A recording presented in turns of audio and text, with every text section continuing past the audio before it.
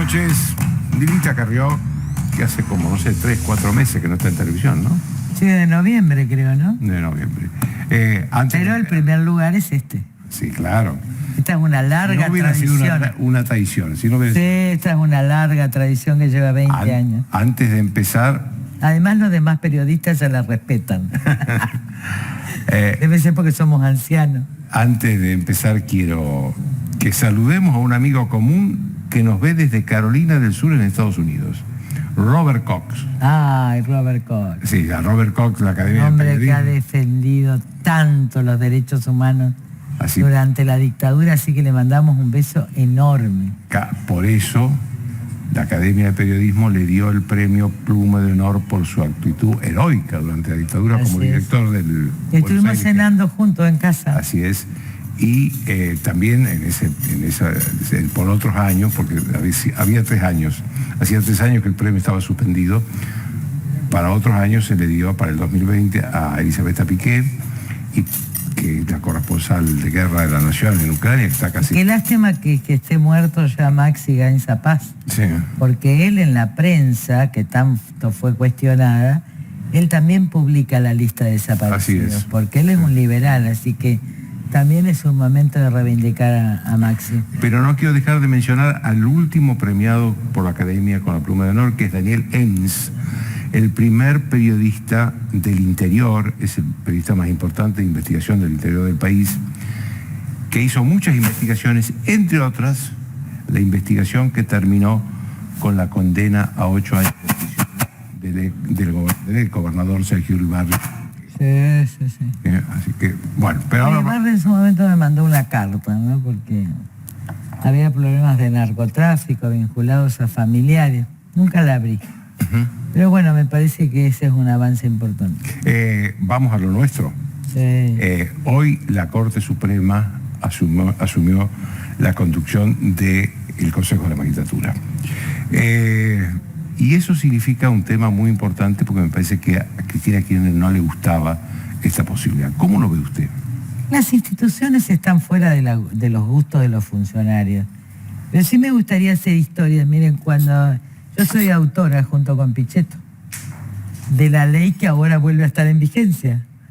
Eso se negoció este año. Que estuvo vigente hasta el 2006 cuando la ley de Cristina Kirchner la cambia. Nosotros estábamos en la Cámara de Diputados, convocamos, Pichetto era presidente de la Comisión de Justicia, yo era vicepresidente, esa ley es obra también con Mario Negri, con el gringo Soria.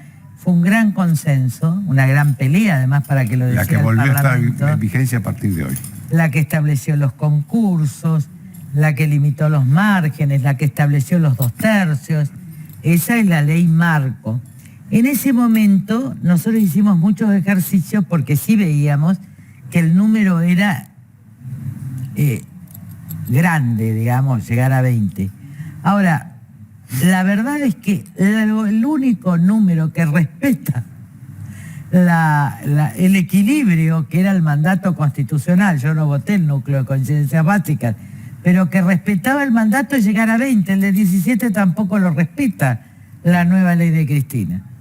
Y a nosotros en ese momento hubo una discusión, y a mí me parecía muy importante que el presidente de la Corte como cabeza del Poder Judicial, con un órgano híbrido que se incorporaba al sistema republicano al estilo americano, tuviera una presidencia por parte del presidente de la Corte de turno. Y eso que el presidente de la Corte era menemista, pero no se legisla para un momento especial, se legisla para la historia. Así que para nosotros que llevamos a cabo eso es una reivindicación muy importante, decir, bueno, los que fuimos constituyentes, que después nos tocó redactar esto, finalmente, porque a mí me habían rechazado un recurso donde por falta de legitimación, a Marcela Rodríguez, donde yo discutíamos especialmente esto. Ahora lo que yo no sabía, Lilita, era que esta ley que hoy volvió a estar en vigencia, por ella. No, y que es autoría suya, entre otros. Sí, soy la autora. Con Pichetto. Le declararon inconstitucional la ley de Cristina y Exacto, volvió a estar porque, vigente la ley claro, que usted... es nuestra autoría. Es nuestra autoría porque nosotros hicimos mucho trabajo con los colegios de abogados, con los colegios de magistrados. Me acuerdo que estaba Baqué, el presidente del colegio de abogados, ese gran juez de la corte. Bueno, hicimos audiencias enormes y hacíamos ejercicios para ver qué número respetaba la Constitución y llegamos a 20, no podíamos bajar ni a 17 ni a 18. Así que creo que lo que hace la Corte es correcto. Miren, si ustedes están regidos por una ley inconstitucional y no dictan otra nueva ley y no puede quedar un vacío institucional, ustedes tienen que regirse por, en definitiva, la ley constitucional. Y hay muchos precedentes, sobre todo en cortes americanas, sobre todo en materia impositiva, donde no se podía cobrar para atrás, porque si no iba a quebrar el Estado de California, creo que es un precedente, donde los tribunales asumen casi un carácter legislativo, es cierto, pero para cubrir la ausencia legislativa en ese momento. La nueva ley de Cristina no cubre eso, con lo cual de sancionarse esa ley, supongamos que salga está sancionada por que el Senado, falta diputados, tenga pero... prevalencia, va a volver a ser declarada inconstitucional. Y me parece un gran paso de que el presidente de la Corte, cualquiera sea, en este caso le tocó a Rosati, a quien conozco de los 22 años, le toque asumir la presidencia del Consejo de la Magistratura, que además, para que la sociedad entienda, Rosati es un gran jurista argentino de Santa Fe, pero que fue intendente de Santa Fe por el peronismo. Es cierto que yo propuse a Rosati, y sin verlo, porque la verdad que no hablamos, yo lo propuse a Rosati justamente para lograr los 2 tercios en el Senado. Como estaba Rosenkrantz, dije, hay que poner un hombre... que venga del peronismo. Un jurista del peronismo que además sea decente. Y ese hombre fue Rosati. Ahora, ¿por qué Cristina no lo quiere a Rosati? Porque Rosati es independiente, porque no va a pactar, porque no es Lorenzetti. El problema es la impunidad. Entonces, esta Corte, estos 3 miembros que están actualmente, no van a garantizar la impunidad. Y en obras públicas, que es nuestra vieja denuncia del 2008, va a ser condenada. Entonces yo creo que en el fondo lo que veo es mucho ruido en la Argentina.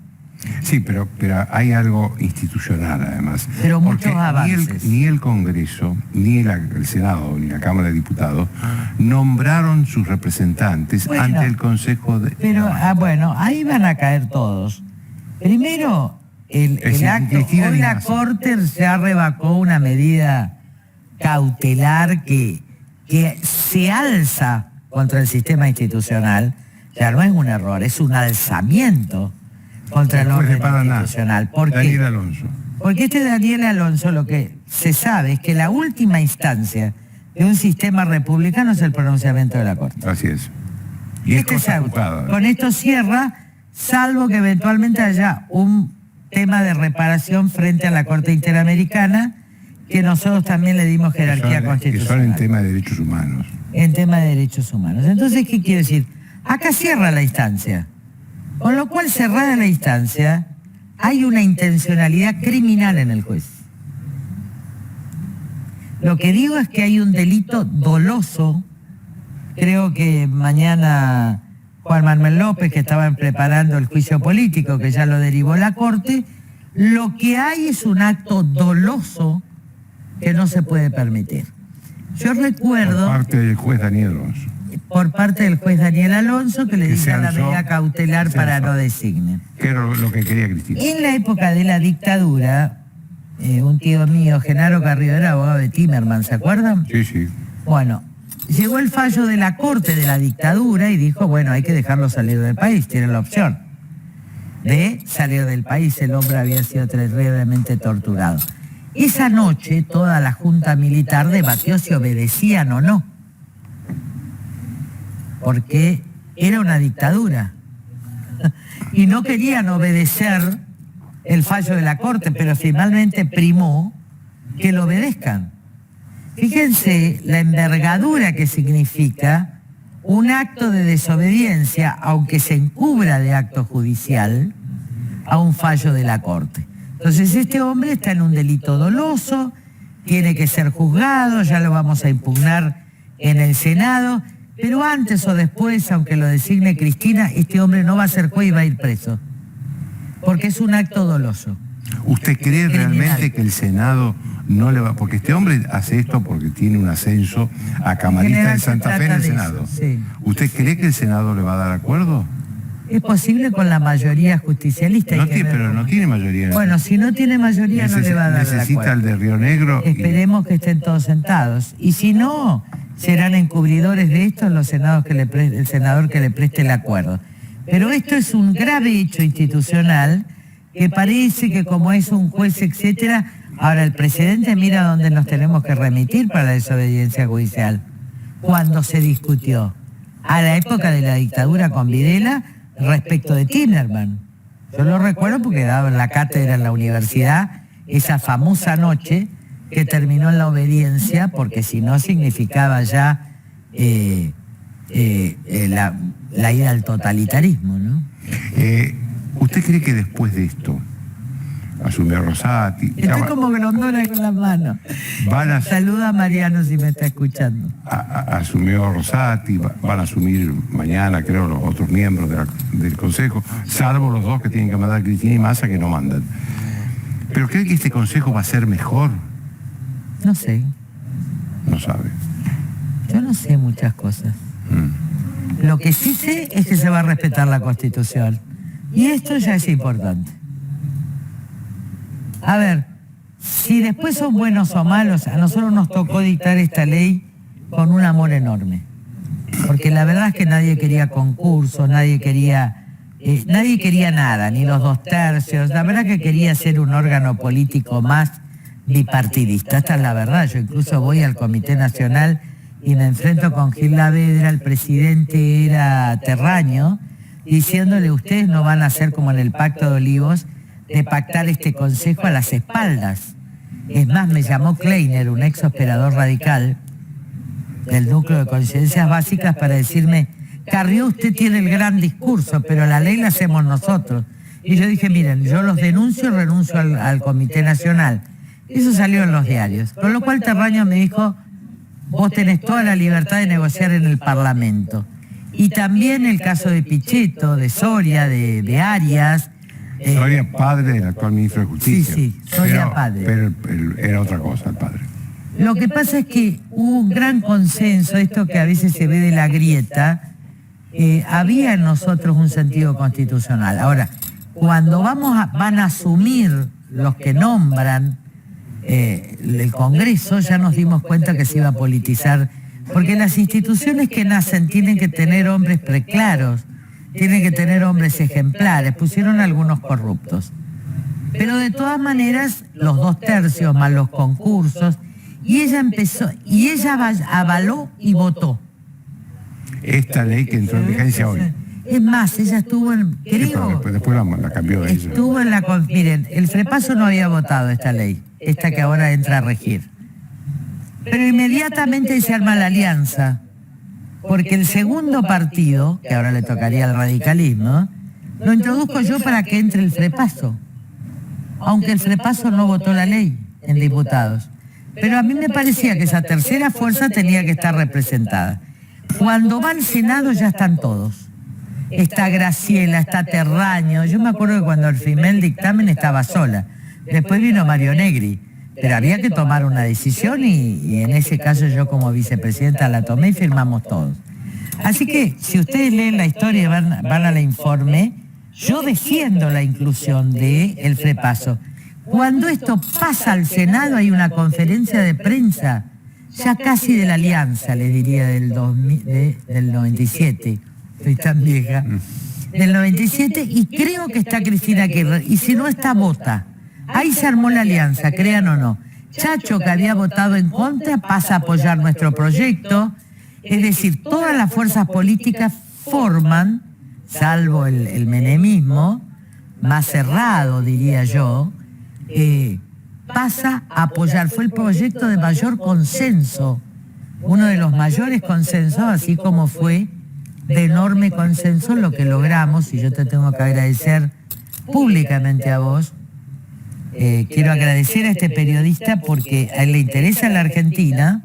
Hemos hablado mucho durante enero y febrero para lograr que haya un solo artículo, que se autorice el financiamiento. El acuerdo con el fondo. El acuerdo con el fondo y que no caigamos al abismo.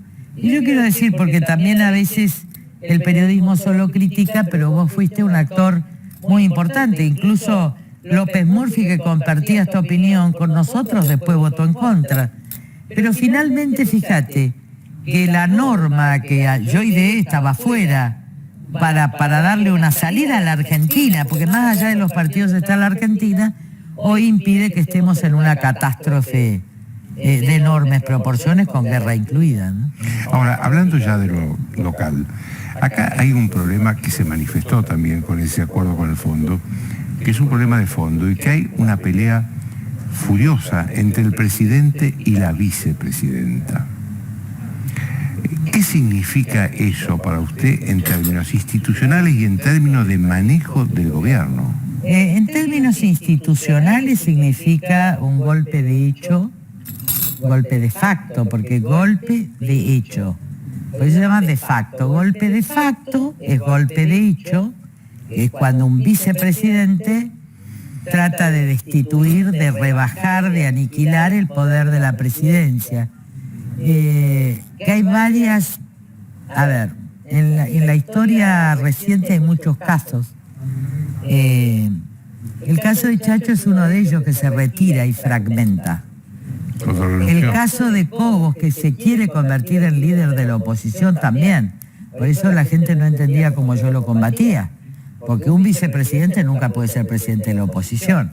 Ahora, lo que está haciendo ella es muy superior, porque lo que está haciendo ella, además en un papelón, en un escándalo frente a eurodiputados, que estamos todos... El mundo civilizado está defendiendo la democracia frente al horror de la dictadura que está masacrando Ucrania. Está en la pelea de fondo. Entonces ella aparece como una autoritaria, como haciendo cómplice a eurodiputados de un golpe de Estado. Ahora, vamos al plano político. Miren, si nosotros fuéramos gobierno en este momento nos hubieran volteado. Si Juntos por el Cambio, es decir, si Macri hubiera ganado la reelección, lo hubieran volteado. Sí, nos hubieran volteado. Nos hubieran volteado por la pandemia, no nos hubieran votado ningún acuerdo con el fondo y nos hubieran llevado directamente a la dimisión de un gobierno, con toda la gente en la calle, etc. La gran diferencia que nosotros tenemos con ese pejotismo corrupto, golpista, que no son todos los peronistas, ¿no? Pero ese golpismo, es que nosotros no somos eso. En consecuencia, yo creo que yo no hablo en todos Juntos por el Cambio a esta altura, hablo solo como por Elisa Carrió.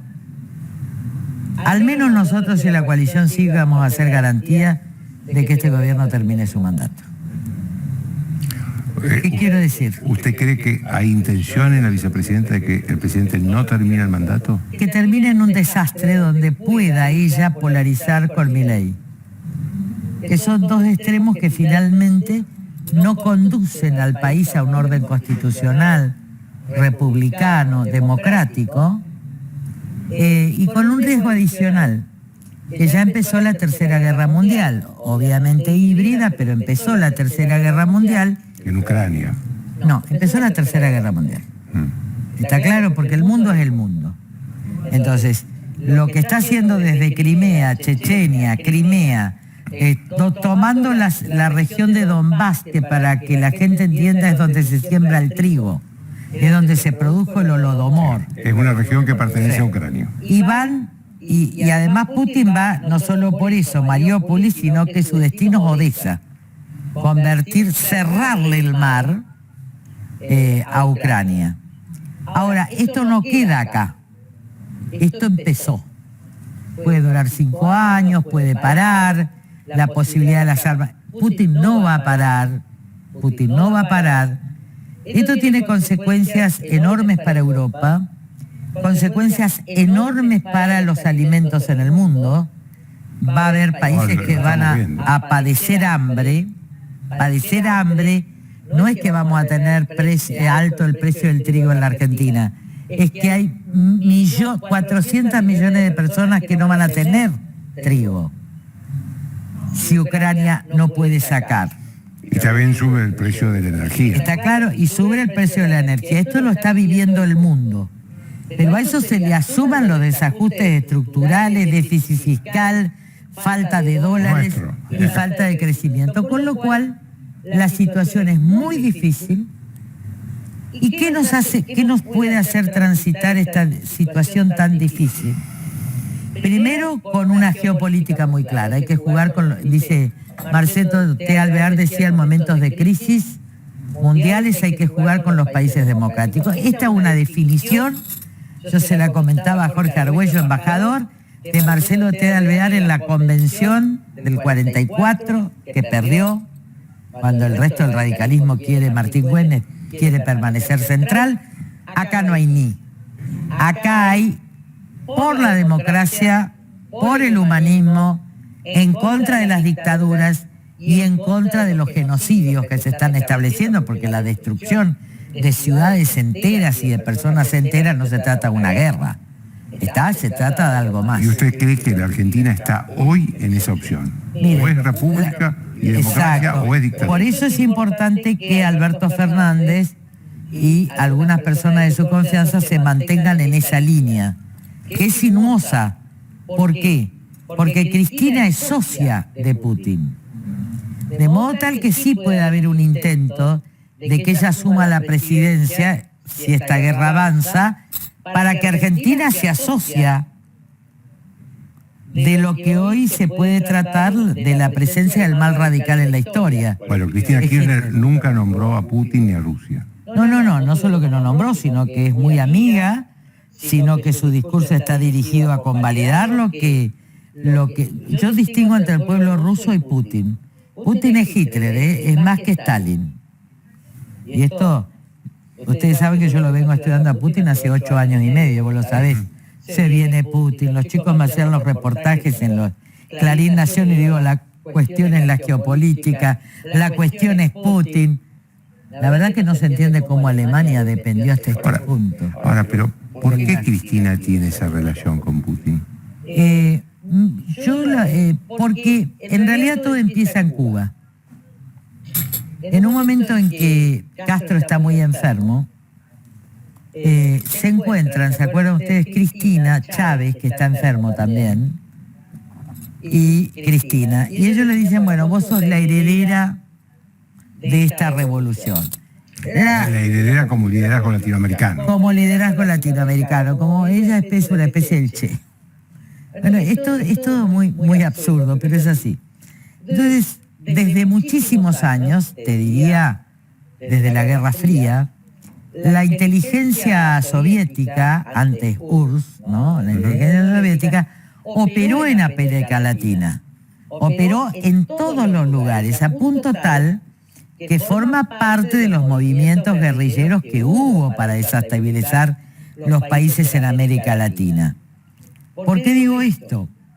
Porque Rusia, a partir de Bahía de los Cochinos, etcétera, tiene una política. El único presidente argentino estadista que fue Frondizi dijo, mire, incorporemos a Cuba al Club de las Américas, ¿cómo se llama? Al Consejo de las Américas, porque si ustedes dejan a Cuba fuera, Rusia va a penetrar.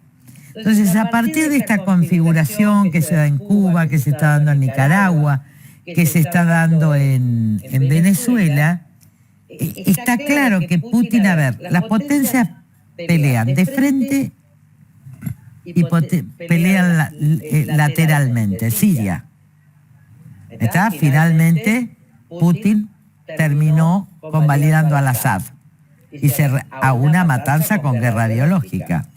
Por ejemplo, el conflicto entre Armenia y ¿cómo es? Sí, Yeviertán, algo así, exacto, donde en realidad ahí intervino Putin. Ahora, ellos hacen guerras laterales entre ellos, y Putin lo que va a hacer ahora, para que todo el mundo entienda, Seguramente puede haber un retroceso, yo creo que no, porque es psicópata, perfecto, no puede parar y está humillado, sobre todo después del buque insignia.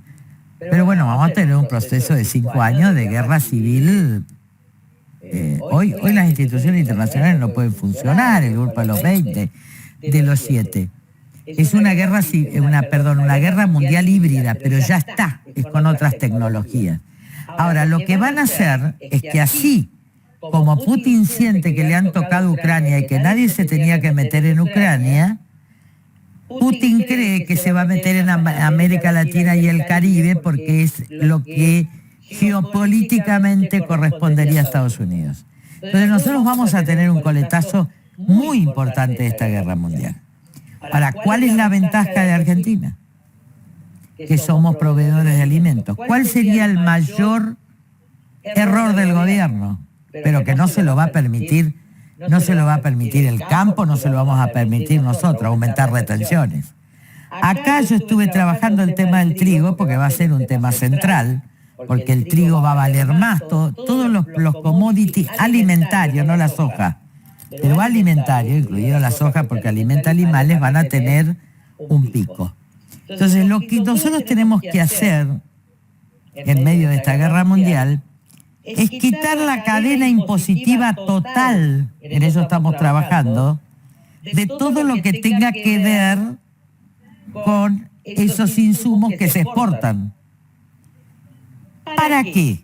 Para que sacado todos los impuestos, porque igual a lo que pagás le estás poniendo un 40% de impuesto. Ahora, si yo al trigo que compro, o al fideo que compro, o al pan que compro le estoy sacando los impuestos, yo exporto a niveles internacionales, esto me trae dólares y al mismo tiempo rebajo el precio en los niveles locales. Yo quiero preguntarle también por Juntos por el Cambio, pero tenemos que ir a una pequeña pausa y seguimos.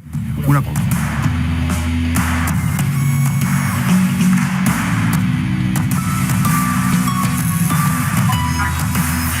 Bien, seguimos con Lilita Carrió. Le quería hacer una pregunta sobre Juntos por el Cambio, si eran tan profundas las diferencias, porque empieza a salir la figura de Javier Milei como una alternativa. De hecho, hoy el Washington Post dijo que podría ser el próximo presidente. Pero digo, ¿son tan profundas las diferencias como aparecen en el debate público? No, es un problema de candidaturas. La verdad que por debajo de la superficie de los que quieren ser presidentes, de lo que quieren protagonizar. ¿Usted quiere ser presidente? No. No. A mí me gustaría la unidad y que una nueva generación gobierne. Pero, digo, yo estoy en disponibilidad para... No en disponibilidad porque quiera un cargo, porque lo detesto. Pero sí estoy en disponibilidad si es necesario en un momento muy grave para la nación, digo, donde se necesita desprendimiento. No. Pero sí quiero una armonía, ¿no? Una integración. Pero lo que te digo, por debajo de la superficie hay muchos grupos de Juntos por el Cambio, tanto radicales, del PRO, etcétera, de gente mucho más entera, te diría, más íntegra, que tiene más noción de moral y de proyecto, que está armando todos los proyectos. Hoy estuve hablando con Mario Quintana, porque yo hace muchos años tengo la idea del Estado federado para los ingresos ciudadanos, que incluso lo discutíamos con Caferata Nores hace 20 años. Están trabajando muy bien los equipos y se están intercambiando. Hay equipos trabajando, cualquiera sea el presidente, con gente muy valiosa. Sí, miren, yo no veo, lo que creo es que hay una desesperación electoralista donde todo el mundo quiere ganar este año. Y este año no es la elección, este año es la inflación y la guerra. En consecuencia, esto sí le voy a decir al pueblo de la nación. Si puedo hablarle a una cámara ahí, si me mira, acá. Yo quiero que se quede tranquilo. Que la situación es muy difícil. Pero es muy difícil no solo a nivel nacional, es muy, pero muy difícil a nivel internacional. Que acá va a haber hambre. Acá podemos mitigar el hambre. En otros países ya se está viviendo en África, etcétera, no se va a mitigar el hambre. Lo está diciendo las propias instituciones internacionales. Viene quizás un quiebre de civilización sin igual. Y la gente tiene desasosiego, confusión, esperanza y bronca. Es un momento de mirar el mundo desde la humanidad, no de mirar la Argentina de esto. Todo lo que le corresponda, todo lo que, esas pavadas que dice Alberto Fernández, no le hagan caso. Acá hay un parlamento que va a sostener la democracia, un parlamento con dirigentes políticos de distintos partidos, pero básicamente Juntos por el Cambio y sector del peronismo, van a sostener la democracia que le permite a Milei hablar, porque él ataca a la casta política que en definitiva le permite estar. Porque si yo no hubiera luchado por la república, por las libertades, por la transparencia, él no estaría sentado en una banca, es así de simple. Pero le permite estar, porque esta es la ventaja de la democracia, que puede estar la izquierda, que puede estar la derecha. La segunda cuestión, es cierto que los sueldos no alcanzan, pero hay que estudiar medidas, nosotros las estamos estudiando muy profundamente, yo personalmente estoy estudiando toda una reforma tributaria y ver de qué modo en estos 5 años de altos commodities nosotros podemos bajar el precio de alimentos básicos para que la Argentina... Y lo otro lo tendrá que hacer el gobierno. ¿Qué es lo que tiene que hacer el gobierno? Hacer las reformas. ¿Este gobierno o el gobierno que viene? Miren, lo va a hacer en parte este gobierno, pero hay que prepararse para el gobierno que viene. ¿Usted cree que va a llegar unido Juntos por el Cambio al 2023? Miren, yo creo que las coaliciones son cambiantes. De hecho, yo hice varias coaliciones. Pero no creo que se afecte sustancialmente, pero va a haber coaliciones distintas. ¿Qué quiero decir? Vamos a asistir a cambios muy radicales en el mundo y en la Argentina. Entonces, hoy hay muchos fuegos de artificio y hay que dejarlo que brillen. A ver, cuando uno está con algunas personas que tienen el fuego de artificio y que dan luces y que atraen, hay que insistir para que se muestren. Si ese debate... ¿Está hablando de Milei? Por ejemplo. ¿O está hablando de gente Juntos por el Cambio? Milei está muy bien coacheado, así que dice lo que la sociedad quiere escuchar y sobre todo los jóvenes, que no tienen un problema de experiencia, de conocimiento. Él les dice, lo que no les dice es el desastre que va a quedar en el medio de millones de personas. Pero no importa, ese debate lo tiene que dar él con las nuevas generaciones. También hay otros protagonistas que están como, yo los vi, y se me hace que estamos 3 meses antes de las elecciones presidenciales. Pero la verdad es que no son ahora. Y voy a contar con esto una anécdota. Cuando vino el 2001, la persona con 40% de intención de voto en diciembre a presidente era yo. A tal punto que los más conservadores, analistas conservadores decían, qué horror, esta gorda, ¿no? Desprolija, etcétera, puede ser presidente. Y no lo fui porque sufrí el desgaste de ese año, también no estaba preparada, así que agradezco a Dios, pero lo cierto es que salió del pacto dual de Kirchner, el caso de Kirchner. Pero me ofrecieron la presidencia en acuerdos corporativos y yo dije que no. ¿Qué quiero decir? Si ustedes ven en ese año, salía López Murphy, que parecía que iba a ser presidente, y al otro año, después de la elección, no existió. Ahora recién va a obtener una banca. Entonces, mi perspectiva, mi vista de lejos, es que hay que dejar que todo decante este año. Yo la escucho a Cristina y me río, hay que dejar pasar. No hay que darle tanta entidad a la coyuntura de la pelea política, de la crisis. No, hay que darle entidad a la perspectiva mundial, del humanismo, de la guerra. ¿Usted cree que todos estos candidatos que hoy andan por todos lados no van a estar el año que viene? ¿No van a estar el año que viene? No, yo creo que los candidatas o candidatos que no se sepan cuidar ahora no resisten lo próximo. Y que en realidad la emergencia de candidaturas, por eso es muy bueno los programas de gobierno de Juntos por el Cambio, recién se van a saber orillando, yo les diría marzo, abril, mayo, porque esta es la experiencia... Del año que viene. Del año que viene, sí. Y todo ahora es desgaste. Todo ahora es desgaste. Tampoco sirve ahora el ni. ¿Qué quiere decir? Hay candidatos a presidente que no opinan de la deuda. Estoy hablando de Horacio, por ejemplo, ¿no? y lo quiero. Sí, que no se juegan, que no están en la calle, que no estuvieron, yo ahora estuve en Corrientes para ver las medidas nacionales, pues resulta que el Banco Nación no le dio los créditos. Le pedía la hipoteca de los campos en la zona de sequía de Corrientes. Por ejemplo, no eximieron de los impuestos. Claro, nos olvidamos que Corrientes sufrió una situación. Bueno, yo volví para estar con los productores, con los madereros, traigo todo anotadito. Hay que eximir de esos impuestos, porque si no el diferimiento impositivo le llega, y además no solo fue el incendio, es la sequía que produce menos producción, con lo cual va a levantar el precio.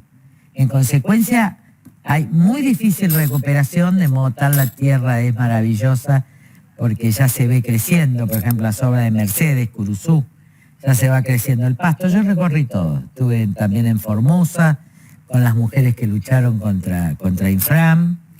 Yo les diré una cosa, yo sé lo difícil que es, pero hay dos actitudes ante la vida. O decir que todo está mal y que nunca vamos a salir y que Argentina es un país inviable, o seguir luchando por esa viabilidad. A nosotros nos costó, y te incluyo porque nos costó a periodistas, políticos, intelectuales, juristas, pelear para que la idea de república se establezca, para que la idea de derechos humanos para todos, no para algunos, se establezca, que la división de poderes se establezca, y a duras penas la estamos logrando, porque esto de la Corte ahora, cómo se enfrenta, lo estamos logrando. Nos costó una vida. A mí la lucha contra la corrupción me costó la vida familiar. Por eso estuve estos 3 meses reconstruyendo y sanando mi propia familia, mis propios amigos, y me hizo muy bien no estar para mirar en perspectiva. Yo vengo de algunos países donde la inflación, en países que nunca tuvieron, es del 15%. Anual. No, pero hubo 10% en un mes con la suba del petróleo. Miren lo de Holanda. Está claro, la gente está... Es cierto. Eso, en esos países eso es... Baja y sube, está claro. No, pero yo además nunca vi... No están preparados para eso. Pero nunca vi remarcar con esos precios. No en la Argentina, obviamente, que nosotros, si tuviéramos esa inflación anual, seríamos una maravilla. No. Lo que quiero decir es que lo peor que podemos hacer es histerizarnos. Yo tengo claro el futuro. Y tengo claro que el futuro va a estar claro recién a partir de fin de año. Entonces, cuando uno tiene claro el futuro, cuando uno tiene claro la secuencia histórica, uno deja de percibir los fuegos artificiales. Si a mí hoy ustedes me preguntan qué va a pasar el año que viene, yo les contesto, no sé. Lo que sí sé es que nos estamos preparando para que sea mejor. Y aunque yo no esté en la política directa, aunque estuve en el acuerdo... Nunca se va, nunca se va. Nunca voy a dejar de luchar y nunca voy a dejar de ser responsable. Es cierto, voy a recorrer el país porque la coalición cívica merece crecer, porque ha pagado el precio de la lucha contra la corrupción, por la lucha por los valores de la República, cuando no estaba ni el PRO, ni el radicalismo, ni Milei, ni nadie. Entonces, ese legado tiene que quedar, porque además es una fuente de equilibrio, pero voy a tratar de armonizar todo lo posible, y tampoco soy inflexible mientras las ideas sean republicanas. Ahora, lo que no quiero es que tengamos una sorpresa autoritaria de un dictador, que es lo que está pasando en muchísimos países de Europa. Muchos votos y un dictador atrás. Ni de derecha ni de izquierda. ¿Está claro? Ni de derecha ni de izquierda. Van a ver que después yo siento algo. Y acuérdense que al final termino teniendo razón, aunque los próximos meses sean difíciles. La avenida del medio es muy amplia. Hay muchos argentinos que necesitamos armonía de todos los partidos.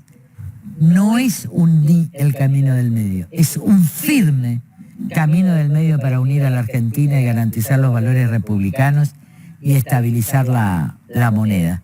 Y tenemos una oportunidad geopolítica que la tenemos que cuidar. Para eso necesitaremos otras autoridades, estas ya no pueden, pero podemos. Por eso la próxima prioridad que yo le pido a todo el mundo que peleé es la boleta única, para que haya transparencia electoral el año que viene. La boleta única es esencial y un programa de disminución de impuestos que estamos trabajando es esencial. Y lo otro hay que dejarlos crecer.